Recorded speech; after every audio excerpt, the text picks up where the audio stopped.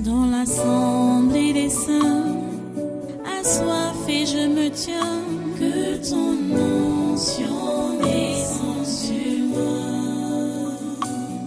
Conscient que mon destin est dans le creux de ta main, que ton onction descende sur moi. Je suis disposé, assoiffé, que ton onction descende sur moi. Je suis disposé, assoiffé, que ton onction descende sur moi.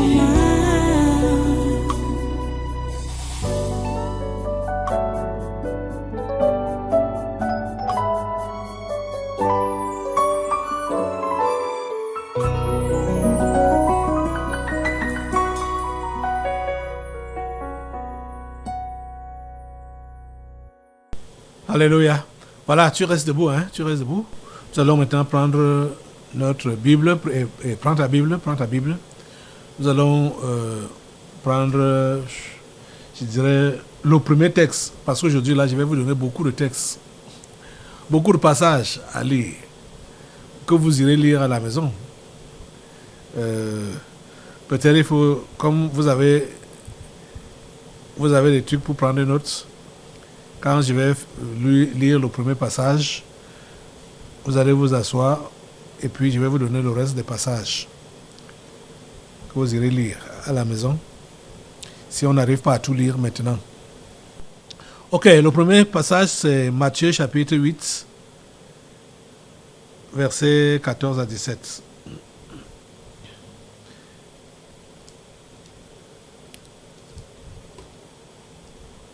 Matthieu chapitre 8, versets 14 à 17. Nous lisons. Jésus se rendit ensuite à la maison de Pierre, dont il vit la belle-mère couchée et ayant la fièvre. Il toucha sa main et la fièvre la quitta. Puis elle se leva et le servit. Le soir, on amena auprès de Jésus plusieurs démoniaques. Il chassa les esprits par sa parole et il guérit tous les malades, afin que s'accomplisse ce qui avait été annoncé par Ésaïe le prophète. Il a pris nos infirmités, il s'est chargé de nos maladies. Prions le Seigneur. Dieu trois fois saint, nous te remercions pour ta parole de ce jour. Nous prions, Père, pour que tu puisses disposer nos esprits, c'est-à-dire notre homme intérieur, à comprendre la leçon que tu as pour nous, que tu as pour chacun de nous, et que tu as pour nous en tant qu'Église en ce jour. S'il te plaît, Seigneur, donne-nous d'assimiler la leçon d'aujourd'hui. Nous comptons vraiment sur toi, Père Saint. À toi toute la gloire et tous les honneurs. Au nom puissant de Jésus, nous avons prié. Amen. Voilà, prenez place dans cette présence et soyez tous les bienvenus à ce congrès du surnaturel de ce 26 mai 2024. Nous continuons toujours à enseigner sur la vie chrétienne normale. Vous savez que c'est Christ qui est l'exemple à suivre, puisque on parle de la chrétienté. Donc ce qui relève de Christ, la vie chrétienne normale, comment ça doit être mené normalement. Et dimanche passé, nous avons lu l'évangile de Luc au chapitre 15, où il y avait trois exemples que Jésus-Christ nous a donnés.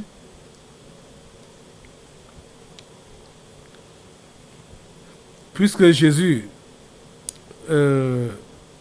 était critiqué par les hommes religieux, les pharisiens, les scribes et les pharisiens, ils le critiquaient. Pourquoi? Parce que pour eux, ils cheminaient avec des gens ayant des mauvaises vies, comme les publicains. Parce que les versets introductifs nous disent, versets 1 et 2 de Luc 15 là,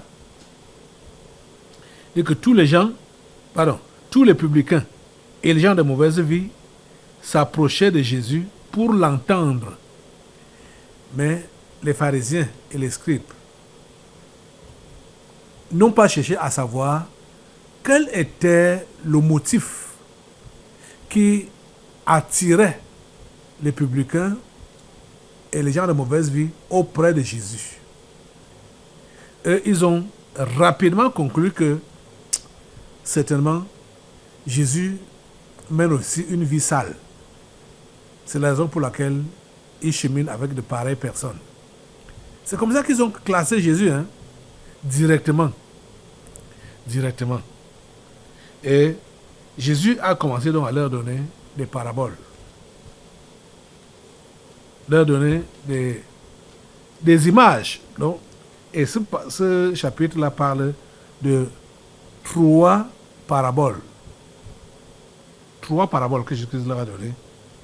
Donc, pour leur dire en quelque sorte les raisons qui le poussaient à côtoyer les gens ayant de mauvaises vies.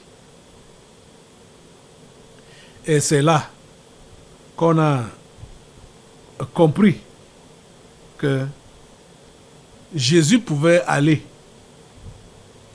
ou cheminer avec ces gens-là ou accepter des invitations.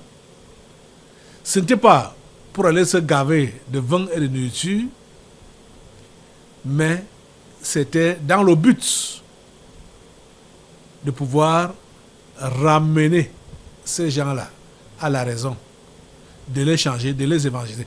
Le but était l'évangélisation. Le but était le témoignage.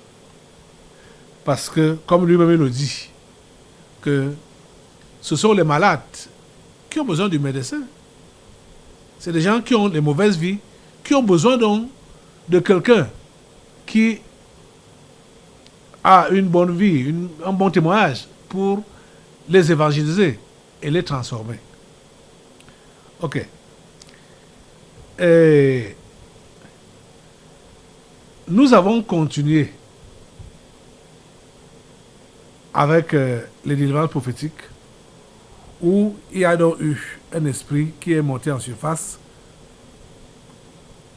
la grande oreille, qui devait donc interpréter mal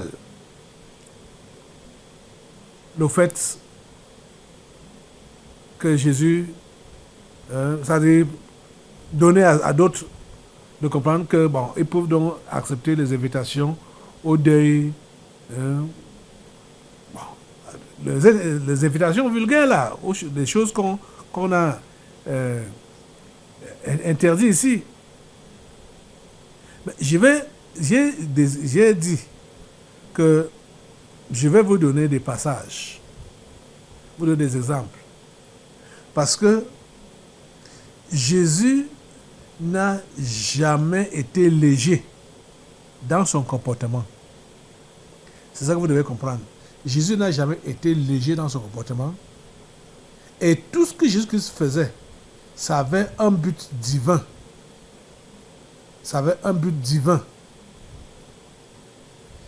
Quand on pouvait même l'inviter à un deuil, comme il en a fait, du moins ce qui est mentionné dans la Bible. Il y a le deuil de Lazare. Jésus est allé au deuil de Lazare, pas pour aller le pleurer, se lamenter, ou pour aller montrer qu'il avait de l'argent pour acheter à boire, et tout ça là. Non. Jésus est allé au deuil de Lazare pour le ressusciter. Jésus a également assisté à un deuil. C'était improvisé. Ce garçon, qui était le fils unique de la veuve, on partait l'enterrer. Jésus a intercepté le cortège funèbre pour ramener l'enfant à la vie. Et il a remis cet enfant-là à sa mère. La fille de Jairus, Jésus n'était pas invité à son deuil. Jésus avait été invité pour prier pour sa guérison. Mais avant d'arriver à la maison, dans la maison de la fille en question, la fille était déjà décédée. On est venu dire ça à son père, que ne dérange plus le maître, l'enfant est déjà décédé. Jésus a dit, n'écoute pas ce qu'il disait là, allons. Et Jésus a même refusé que les incrédules l'accompagnent, donc la foule, ces gens-là, qui étaient en train de le critiquer, de se moquer de lui, quand il disait que l'enfant dort, les gens se moquaient. Jésus a chassé tout le monde. Oh mon Dieu. Jésus a chassé tout le monde. Il est entré seulement avec le père, la mère de l'enfant, le père de l'enfant, et puis ses 3 disciples qu'il avait accompagnés. C'était tout. Pour ramener l'enfant à la vie. Donc, vous allez donc voir les différents exemples que je vais donner par rapport aux invitations que Jésus-Christ a acceptées. Que partout où Jésus est allé, Jésus n'était pas là pour suivre le train-train des gens. Non. Il ne partait pas pour se distraire, ni pour manger et boire. Ce n'est pas ça qui l'intéressait. Jésus partait pour apporter la bonne nouvelle, pour apporter la transformation. Si c'était le deuil, c'était pour ramener le cadavre en vie. C'était ça. Au niveau de ses disciples, celui-là, quand l'un de ses disciples, on est venu lui annoncer que ton père est mort. Il est allé dire à Jésus que laisse-moi d'abord aller enterrer mon père. Jésus lui a dit, laisse les morts ensevelir leurs morts. Vous comprenez? Je vous ai lu ça l'autre jour. Laisse les morts enterrer leurs morts, ensevelir leurs morts. Toi, va annoncer la bonne nouvelle, va annoncer l'évangile. C'est ça que Jésus lui avait dit. Vous comprenez? Donc, je vais vous donner les différents passages. Vous allez les relever. Prenez note. Et on va venir sur certains d'entre eux maintenant pour tirer des leçons essentielles. Bon, il y a ici, là, au niveau de le passage qu'on a lu, nous montre juste la visite de Jésus chez l'apôtre Pierre. Là, on peut appeler ça une visite de courtoisie. Vous savez qu'aujourd'hui, quand on va parler de visite de courtoisie, c'est des divers, c'est des banalités. Ça n'a rien d'important. Ça n'a rien d'important concernant le royaume de Dieu. Mais Jésus est allé chez Pierre, lui a rendu une visite de courtoisie. Mais ça a tourné à, on dirait, une campagne d'évangélisation, des séries de guérison, commençant même par la belle-mère de Pierre, qui a bénéficié de la guérison. Parce que voilà, c'était là les méthodes d'évangélisation de Jésus. Jésus évangélisait par les miracles, les délivrances et l'enseignement. Voilà les 3 méthodes que Jésus utilisait. Les miracles, les délivrances et l'enseignement. Donc, Jésus est allé chez Pierre comme une visite de courtoisie, mais ça a tourné... Bon, en fait, il a atteint l'objectif réel de sa visite dans cette maison-là. Donc, évangéliser. La première méthode qu'il a utilisée pour évangéliser là, c'était la guérison qu'il a donnée à cette femme en touchant sa main. La fièvre l'a quitté. Dans d'autres passages, on nous dit que, même ici, puis elle se leva et l'eau servit.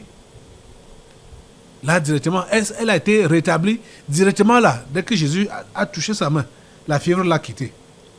Et on nous dit donc que puis, le soir, on amena auprès de Jésus plusieurs démoniaques.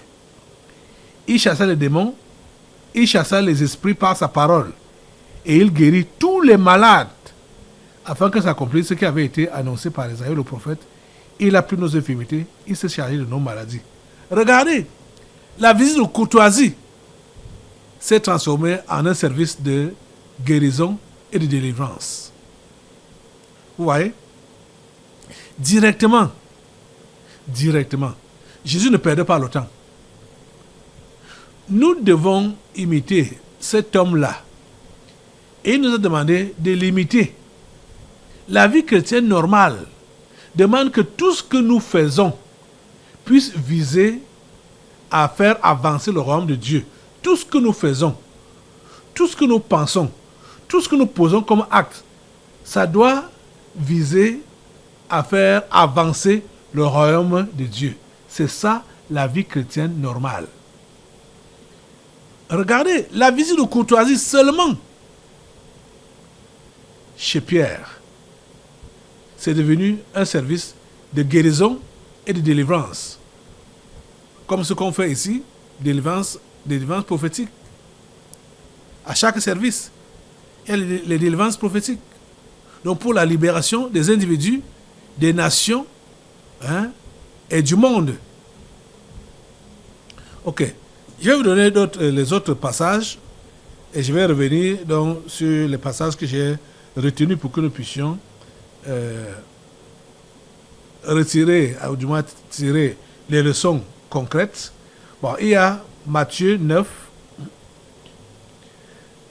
verset 9 à 13. Matthieu 9 toujours, verset 18 à 26. Et Matthieu 26, verset 6.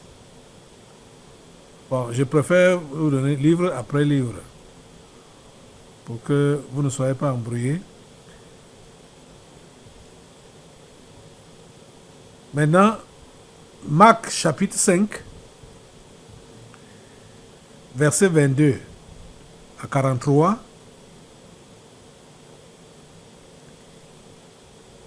Marc chapitre 5, verset 22 à 43.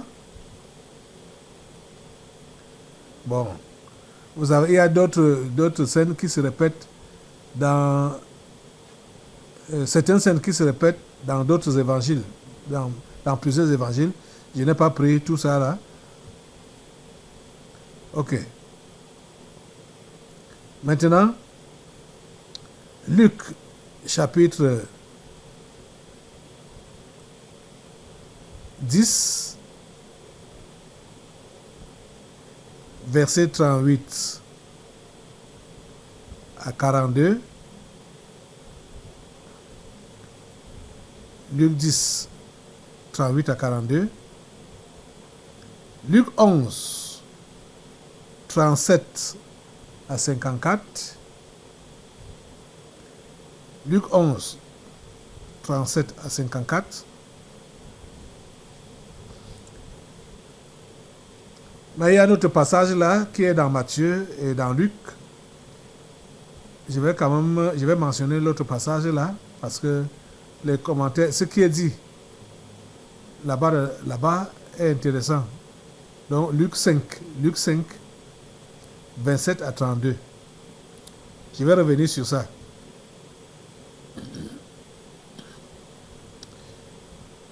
On continue. On va maintenant à Luc 14. Bon, on va prendre tout l'ensemble. Versets 1 à 24.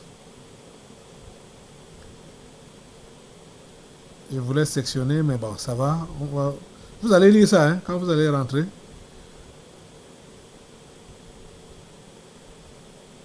Mais il y a une leçon à retenir au niveau du verset 12 à 14.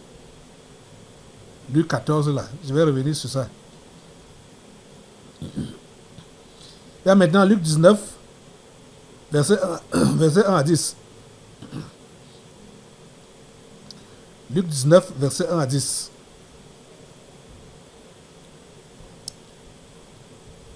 Il y a également Luc 22, verset 7 à 23. Luc 22, verset 7 à 23.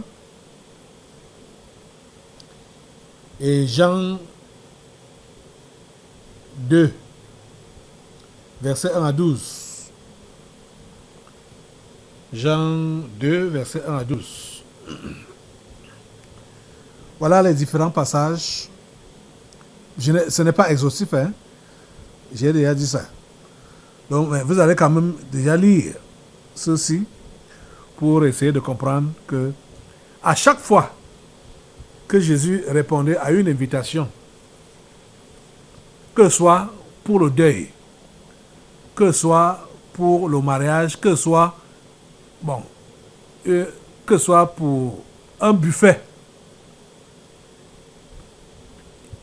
Jésus n'était pas là juste pour aller manger et boire, même comme c'est comme ça que les religieux qualifiaient ces différentes visites chez les gens, c'est un mangeur et un buveur. Mais Jésus répondait à ces invitations pour un objectif, aller évangéliser. Et c'est lui qui prenait la parole, s'il vous plaît. Oh, il y a certains passages qu'on va, comme je vous ai déjà dit là, on va voir. Allons par exemple à Luc chapitre 5. Luc chapitre 5.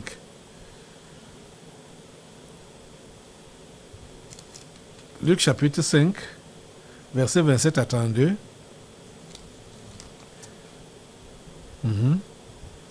Voilà. Vous êtes là? Après cela, Jésus sortit, verset 27. Après cela, Jésus sortit, et il vit un publicain nommé Lévi, assis au lieu de péage. Il lui dit, suis-moi. Et laissant tout, il se leva et le suivit. Lévi lui donna un grand festin dans sa maison. Vous comprenez ça? Lévi lui donna un grand festin dans sa maison. Et beaucoup de publicains et d'autres personnes étaient à table avec eux. Les pharisiens et les scribes murmurèrent et dirent à ses disciples, « Pourquoi mangez-vous et buvez-vous avec les publicains et les gens de mauvaise vie ?» Jésus, prenant la parole, leur dit, « Ce ne sont pas ceux qui se portent bien qui ont besoin de médecins, mais les malades. Je ne suis pas venu appeler à la repentance des justes, mais des pécheurs. » Vous comprenez? Oh mon Dieu. Jésus a dit, ces gens ne comprenaient pas ce que Jésus-Christ visait. Ils ne comprenaient pas. Jésus n'a pas été corrompu par ces gens. Matthieu, c'était un publicain, donc un collecteur d'impôts. C'est lui qui s'appelle Lévi. Donc il était riche. Il avait beaucoup d'argent. Écoutez ce qu'on nous dit. Qu'est-ce qu'il a fait? Lévi lui donna un grand festin dans sa maison. Un grand festin. C'était un homme riche.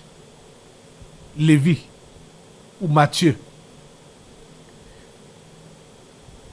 il a donné un grand festin à Jésus et les religieux l'ont critiqué. Jésus leur réplique et dit: ce ne sont pas ceux qui se portent bien qui ont besoin de médecins, mais les malades. Vous comprenez? Et il dit au verset 32, je ne suis pas venu appeler à la repentance des justes, mais des pécheurs.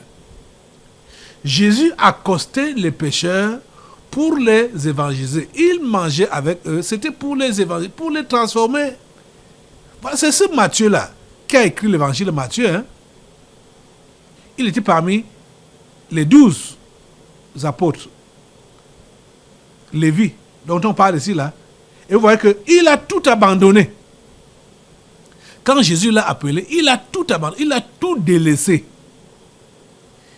Il a reçu Jésus, comme nous avons lu ici, et après ça, c'était fini. Déjà même,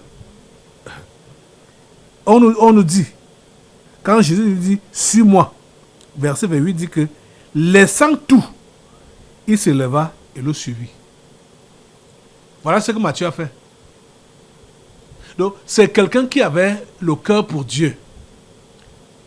Et il a reçu, quand Jésus allait chez lui, c'était une grande réception, un grand festin qu'il a organisé. Ça a choqué les religieux. Les religieux, ils ne jugent pas l'apparence. Ils ne connaissent pas le fond. Oh mon Dieu, ta grâce et ta miséricorde. Ce n'est pas comme j'ai appris l'histoire d'un certain pasteur de l'EPC. Parce que vous savez que chez eux là-bas, quand ils finissent même le culte comme ça là, avec les fidèles, ils sont au bar pour boire. Il dit à ses fidèles que ne me regardez pas, hein, moi je suis déjà sauvé. Même comme je bois là. Il ne veut même plus que eux. Il leur dit, ne me regardez pas comme je bois là, moi je suis déjà sauvé. Vous voyez? C'est pas ça que Jésus-Christ faisait. Jésus visait à sauver les gens qui avaient des vies sales. Ok. Nous allons dans Luc au chapitre 10. Un autre exemple. Luc chapitre 10. J'ai dit que je vais prendre quelques exemples seulement de tous les passages qu'on a pris là. Luc chapitre 10, verset 38 à 42. Luc 10, 38 à 42. Voici ce que nous lisons. Comme Jésus était en chemin avec ses disciples, il entra dans un village et une femme nommée Marthe le reçut dans sa maison.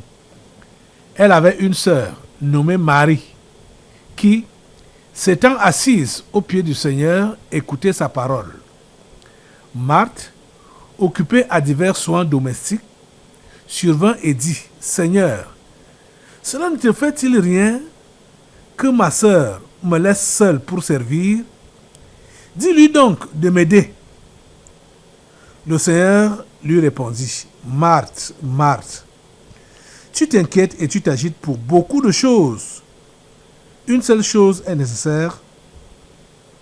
Marie a choisi la bonne part qui ne lui sera point ôtée. » Voyez donc une dame, Marthe, qui invite Jésus dans sa maison. Pour Marthe, c'était pour que Jésus vienne manger et boire. Il a invité Jésus. Jésus part dans cette maison. Jésus se met à enseigner. Jésus se met à prêcher. Marthe n'a pas laissé la cuisine. Marthe est occupée à la cuisine. Les marmites, les assiettes, bon. Elle n'écoute rien, elle ne suit rien. Mais sa sœur Marie s'est assise et a commencé à écouter ce que Jésus-Christ enseignait. Marthe ne s'est pas retenue. Elle est allée dire à Jésus que dis à ma soeur de venir m'aider. Je suis seule à travailler. Elle est paresseuse. Elle ne veut rien faire. Elle s'assoit là pour écouter ce que tu dis. Vous voyez ça? Mon Dieu. Marthe ne comprenait absolument rien. Jésus n'a pas répondu à son invitation pour aller manger et boire. Jésus a répondu à son invitation pour aller enseigner.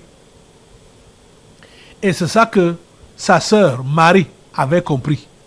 Mais Marthe même n'avait rien compris. Elle n'avait rien compris. Elle a invité Jésus. Elle s'est limitée au niveau du manger et du boire. Pourtant, sa sœur Marie avait compris que si Jésus, le grand maître, vient chez nous, je ne vais pas rater ce qu'il va enseigner. Beaucoup de gens étaient là, en train de l'écouter. Marie est venue se joindre à eux, mais Marthe était seulement occupée à faire la cuisine, à faire la nourriture. Qu'est-ce qui te préoccupe? Qu'est-ce qui te préoccupe? Je sais qu'il y a certaines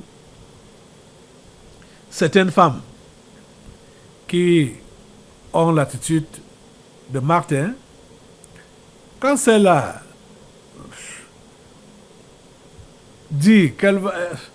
Si celle-là invite Jésus, elle veut seulement que Jésus donne la bénédiction à ses mains et à ses pieds, de s'occuper à préparer et se promener dans la cuisine et tout ça là. C'est ça qu'elle veut seulement. Et que quand elle va donc préparer comme ça, que Jésus apprécie, hey, ma soeur, c'était bon, hein, tu as bien préparé. Que Dieu te bénisse. Parce qu'ils ont été habitués avec les prières de flatterie de certains pasteurs. Qui disent, bénis les mains qui ont préparé la nourriture. Bénis les moyens, multiplie les moyens qui ont prévu à cette nourriture.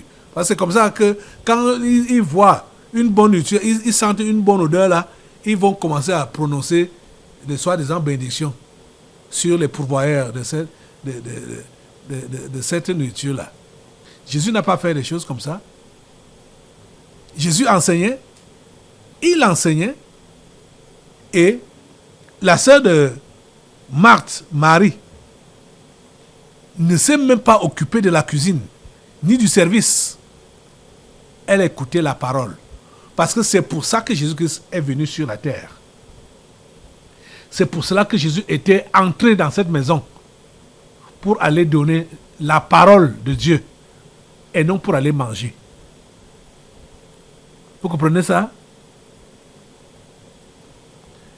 Que le Seigneur vous donne de comprendre. Jésus n'allait pas aux invitations ou aux réceptions ou au mariage ou au deuil pour le but du deuil, manger et boire ou bien pleurer. Donc quand c'est le mariage, un mariage comme ça, donc manger et boire, ce n'était pas ça qui intéressait Jésus. C'est ça qu'il y a l'une de mes filles ici qui m'a envoyé une méditation sur les noces de Cana.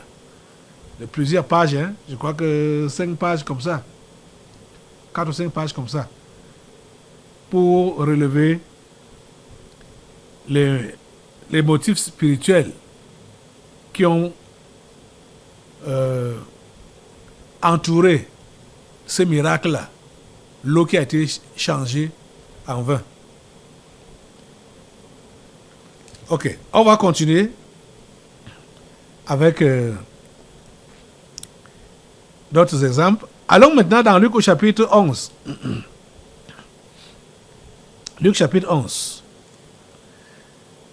Versets 37 à 54.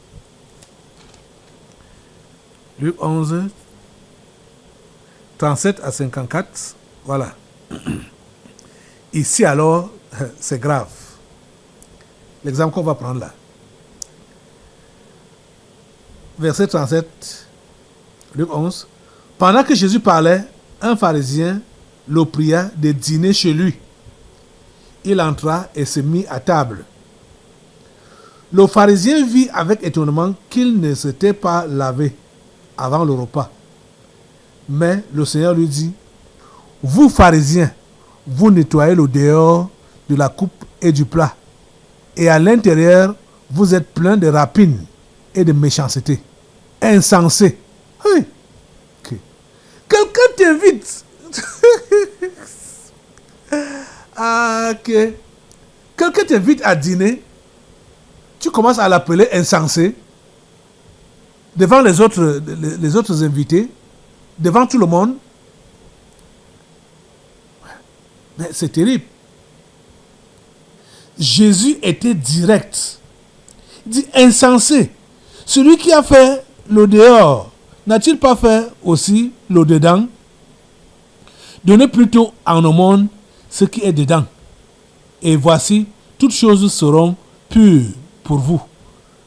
Mais malheur à vous, pharisiens, parce que vous payez la dîme de la menthe, de la rue et de toutes les herbes, et que vous négligez la justice et l'amour de Dieu. C'est là ce qu'il fallait pratiquer sans omettre les autres choses. Malheur à vous, pharisiens, parce que vous aimez les premiers sièges dans les synagogues et les salutations dans les places publiques. Malheur à vous, parce que vous êtes comme les sépulcres qui ne paraissent pas et sur lesquels on marche sans le savoir. Mais écoutez, Jésus a été invité par ce pharisien. Écoutez ce que Jésus-Christ lui dit. Je ne pense pas que quelqu'un parmi vous peut avoir ce genre de courage. À moins que ce soit à partir de maintenant que tu vas être revêtu de ce genre de courage-là. Que quelqu'un t'invite à manger chez lui, tu te mets à le moraliser. C'est ça que Jésus a fait à ce pharisien. Jusqu'à l'appeler insensé. Vous voyez? Parce que l'homme était dépassé. Que Jésus ne sait pas laver les mains. C'était leur habitude, leur coutume. Jésus ne sait pas laver les mains avant de manger. Il était dépassé. Il dit, hey, c'est qui ça? Et laissez-moi vous dire que Jésus a fait ça exprès. Et il savait que l'homme là allait réagir de cette façon. Et il devait donc lui donner la leçon qu'il méritait recevoir. Parce que c'était des hypocrites. Les pharisiens et les scribes, c'était des hypocrites. Et il fallait qu'ils reçoivent cette leçon-là. Et Jésus la lui a donnée directement dans sa maison, devant le plat de nourriture. Vous comprenez? Qu'on peut lui dire que je n'ai que faire de ta nourriture. Si tu veux même, tu enlèves. Tu as déjà reçu ce que je suis venu te dire. Jésus a accepté l'invitation là, exprès. Et quand il arrive là-bas, il ne se lave pas les mains exprès. Parce qu'il savait que l'homme là devait faire la remarque. Et Jésus ne s'est pas tu. Il lui a parlé. Ça va jusqu'au verset 54. Hein. Je ne vais pas tout lire. Vous allez lire ça à la maison. Mais vous voyez que Jésus ne se retient pas. Je ne sais pas comment toi tu fais.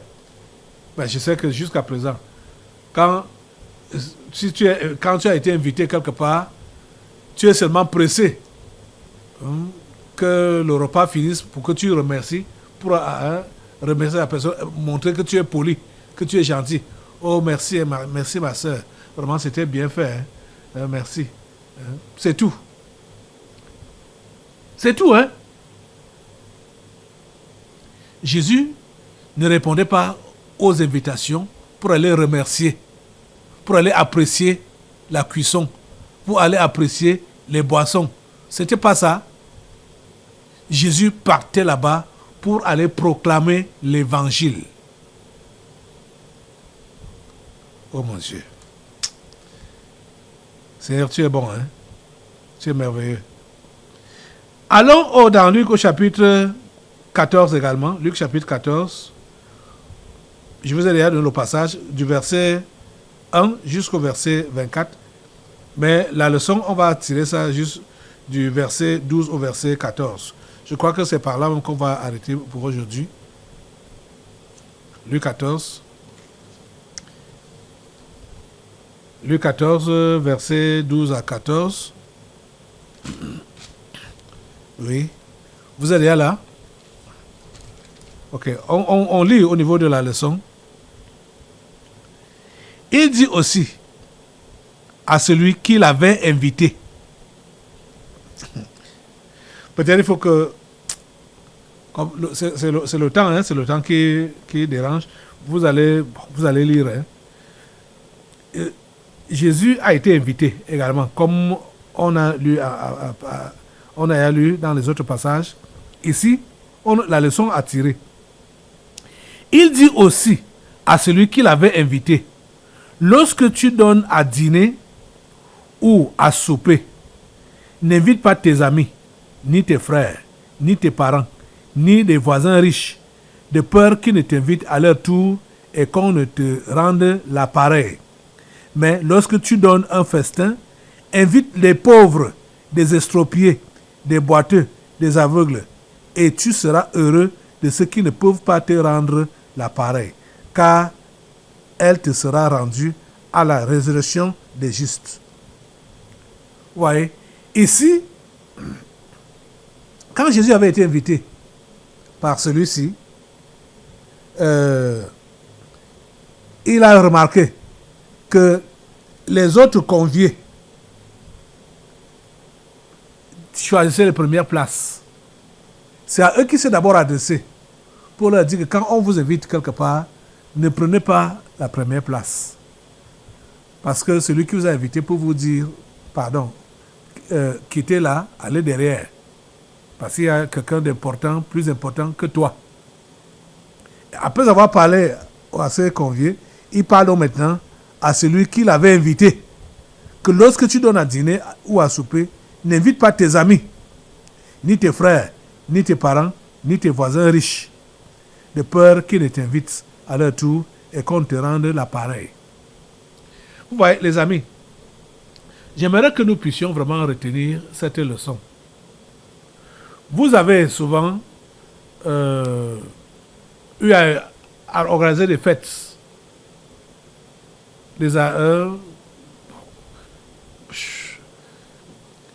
Est-ce que vous invitez souvent qui? Des connaissances. Des gens qui ont l'habitude de vous inviter aussi. Mais Jésus nous donne une leçon fondamentale ici. Quand tu veux recevoir la récompense de tes bonnes œuvres, n'invite pas les gens qui peuvent te rembourser. Ne donne pas à ceux qui peuvent te rembourser. Donne à ceux qui n'ont rien. Donne aux nécessiteux. C'est eux que tu dois inviter. Tu comprends? J'aimerais que tu puisses relever ces défis-là à partir d'aujourd'hui. Il t'est souvent arrivé d'organiser des réceptions. Tu as souvent invité qui? Est-ce que tu as invité un inconnu, un pauvre, ces malheureux-là?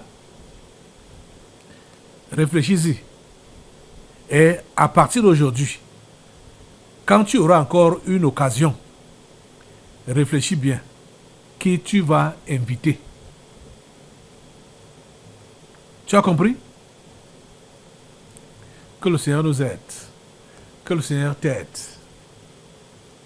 Hein? Jésus, on comprend donc, vous avez compris. On n'a pas lu tous les passages, ça nous a même pris beaucoup de temps. Vous savez, ça fait déjà beaucoup de temps que je n'ai pas tiré avec les messages pendant longtemps comme ça là. Donc, comme il y avait beaucoup de passages, j'ai juste pris quelques passages où il y avait des leçons à tirer pour vous dire que Jésus, quand il était invité et qu'il a accepté l'invitation, c'était pour aller parler de Dieu, aller évangéliser. C'était pour agrandir ou, propager l'évangile, faire avancer le royaume de Dieu. Oui, c'est ça. Donc c'était pour faire avancer le royaume de Dieu. Ce n'était pas pour une autre raison. Vous comprenez ça? Voilà, tu vas te lever sur tes deux pieds et tu vas demander à Dieu de donner la grâce de pouvoir mettre à profit ce que tu as suivi ce matin. Et prends ton temps, le message n'est pas fini. Toi-même, tu iras lire encore bien tous ces passages à la maison et tirer les leçons. Seigneur, s'il te plaît, donne à tes enfants que voici de mettre à profit tout ce que tu leur as dit aujourd'hui. Au nom puissant de Jésus, j'ai prié. Amen. Assois-toi. Nous allons maintenant passer aux délivrances prophétiques. Dans l'assemblée des saints, assoiffé je me tiens, que ton onction descende sur moi. Conscient que mon destin